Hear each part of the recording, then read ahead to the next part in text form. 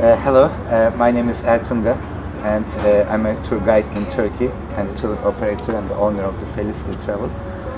So today my guest is Nilesh Jambhulkar.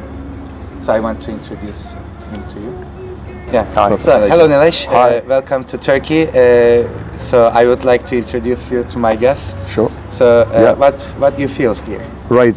First of all, thanks for the introduction, and I just want to say that from day one since we landed here and met you at the airport, felt tremendously welcomed. Thank you. That was fantastic.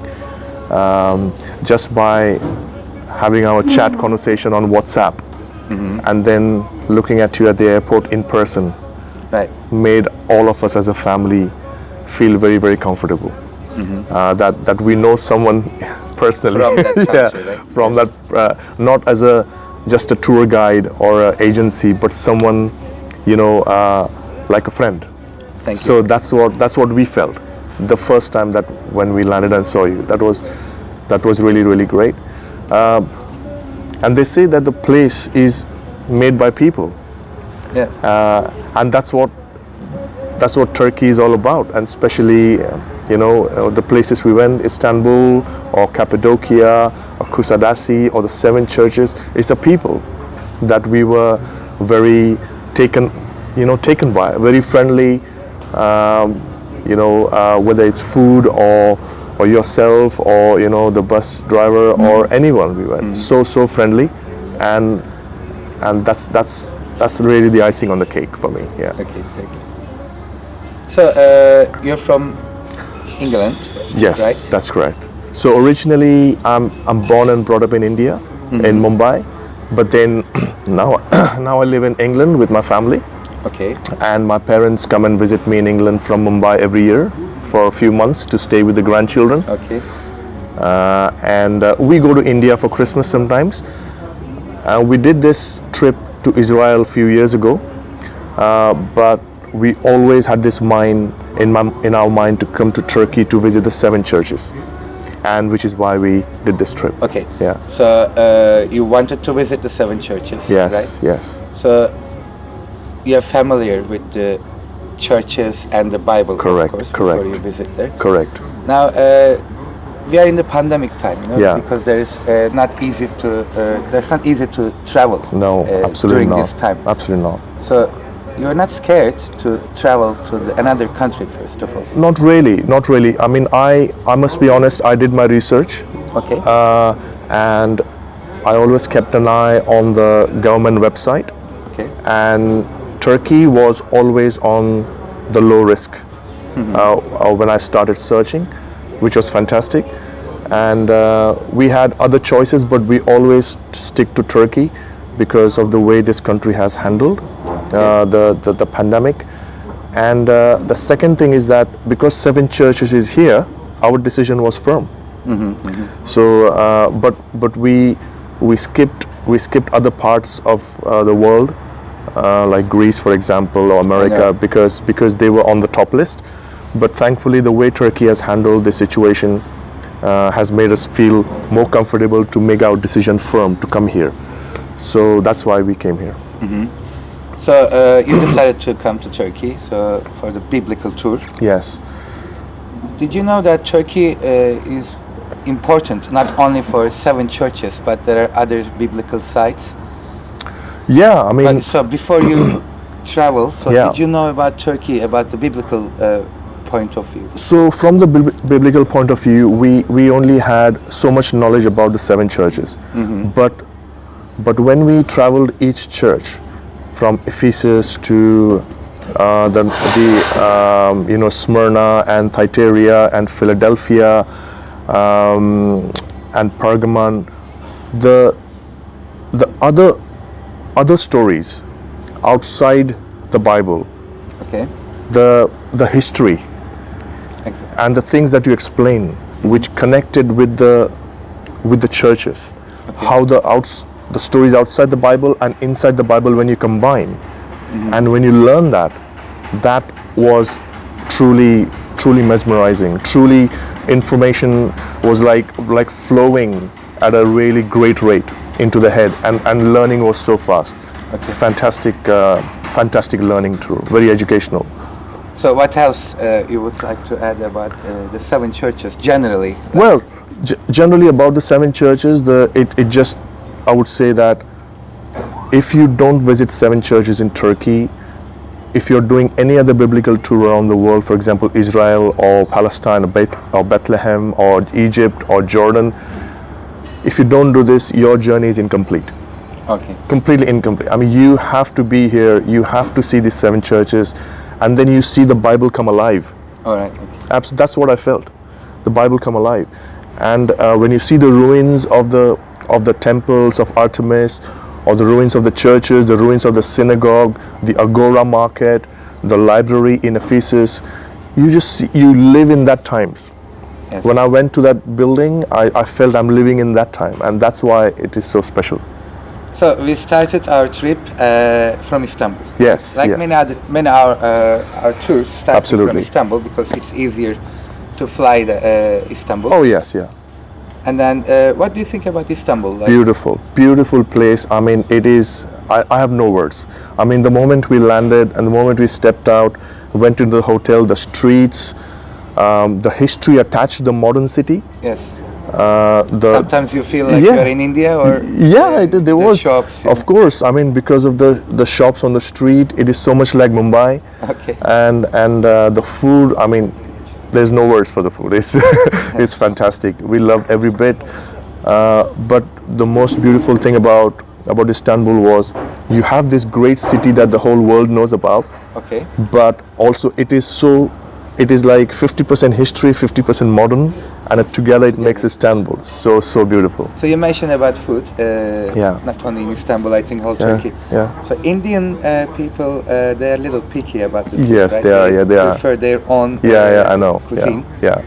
So, did you feel any difficulty with Turkish food? Absolutely not. Absolutely not. Because the thing is, my philosophy is that if you are going to a place, a foreign place, and if you don't try their food, then your trip is incomplete. Because your own food, you can have it at home or other restaurants. But when you go to a place like this, so I tried not just the doner, which is famous in London or England, really known food, very top one Turkish restaurants do great donors in there, and kofte and kebabs. But over here I had different variety of meat, like different sausages and different koftes and lamb and beef and chicken. It was just fantastic, beautiful.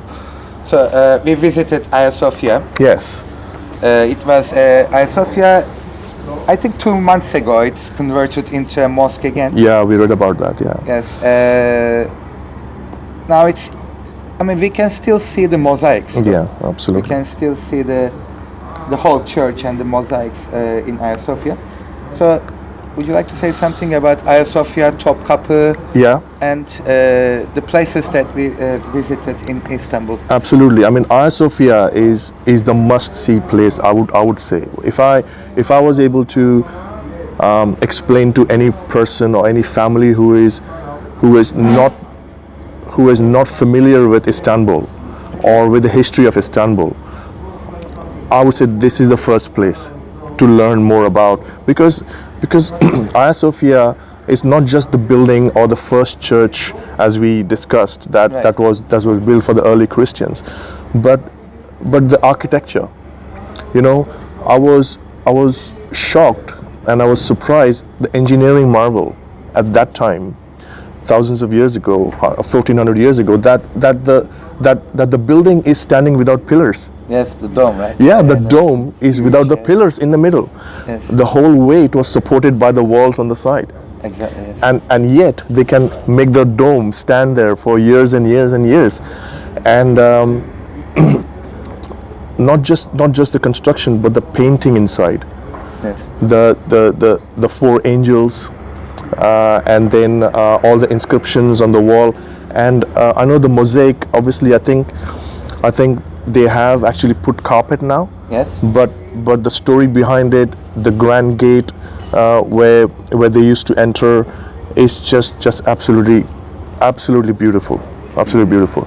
And the other important thing, what I liked about this church was that the paths, the doors, the windows, and the tiles were bought from different parts of the world. Exactly. Different part of the world, and that's what makes it so special.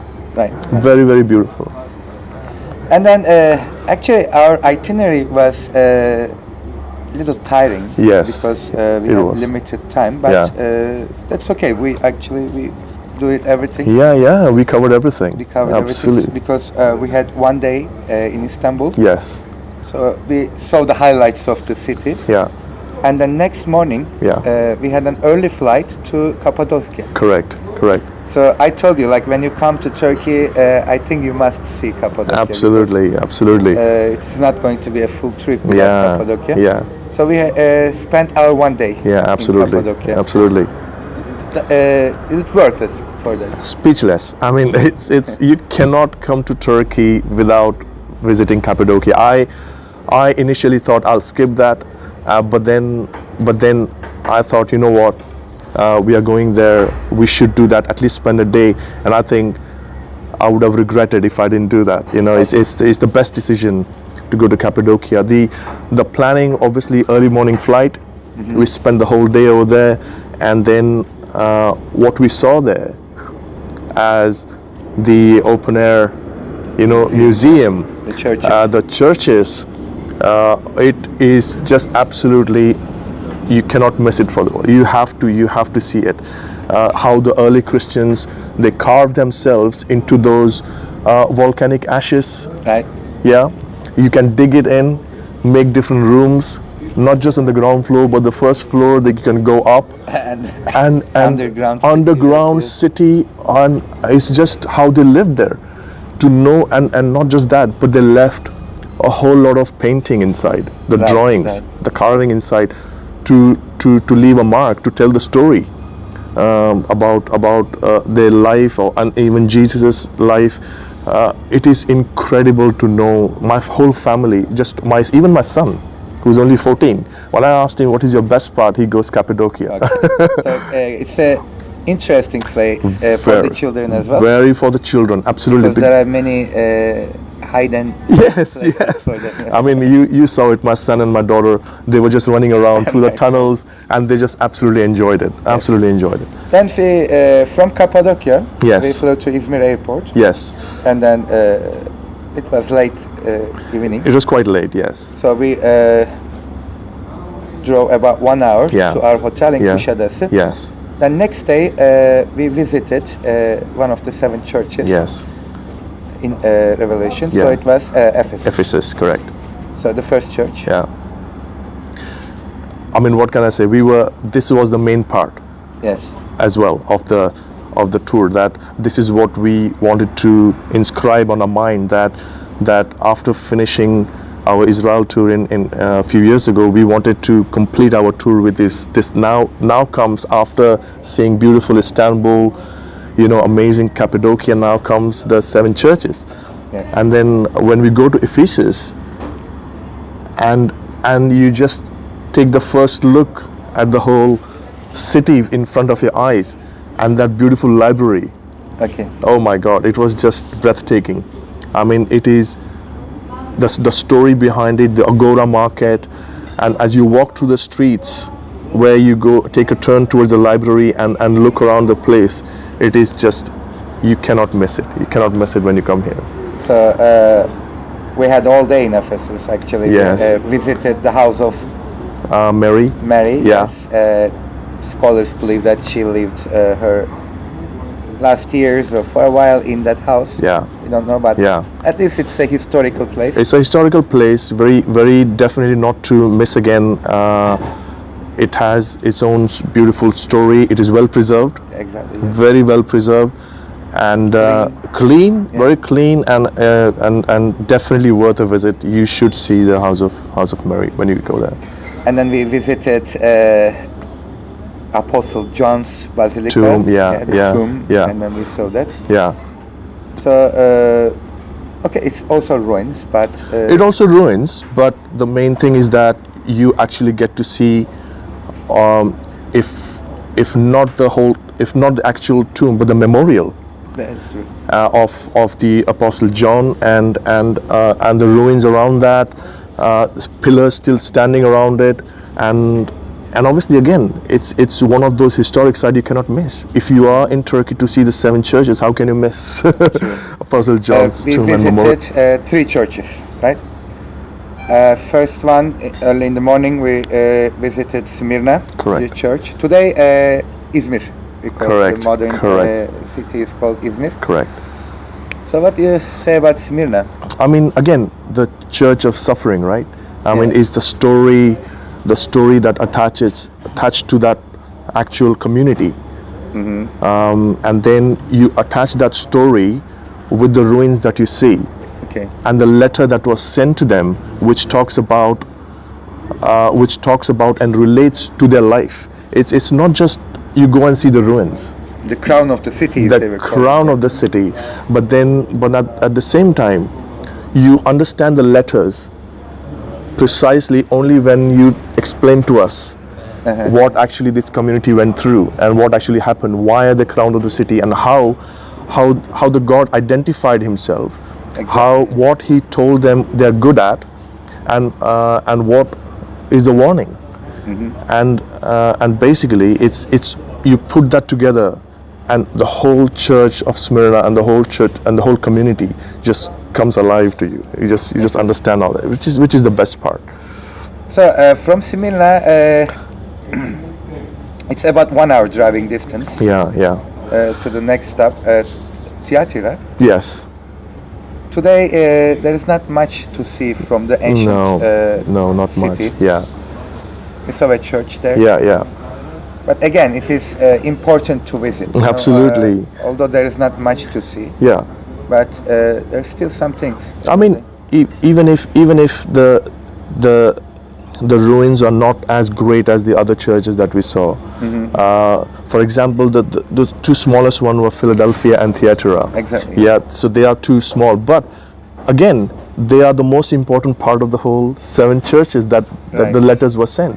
And the longest letter. And yeah, exactly. So Yeah, it is see still, because again, going to these places, whatever ruins are left, you see it with your own eyes, and then relate to the story inside the Bible with the letter, and outside the Bible with the history. Right. It makes a complete visit, basically. So from Thyatira, about 1 hour more driving. Yeah. This city is worth seeing, like Yes. Pergamon. Oh my God, Pergamon. beautiful. The way we drove on the hilltop.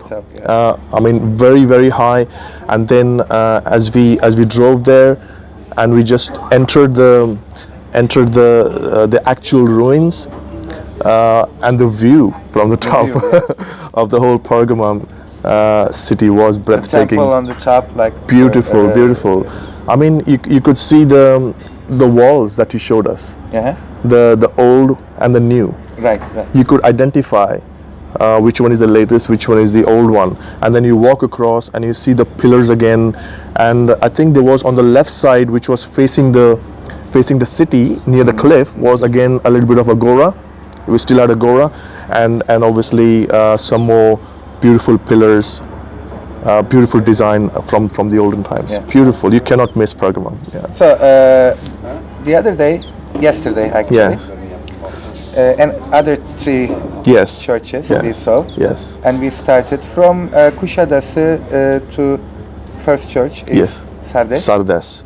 It's about 1 hour 30 minutes. Yes. drive, Yes. more or Absolutely. less, approximately. Absolutely. But Sardes is also well preserved. Yeah. Absolutely. I mean, I think it's probably Temple, Artemis Temple. Yeah. Artemis Temple, but at the same time, the excavation work, as you can see, still it is not finished yet.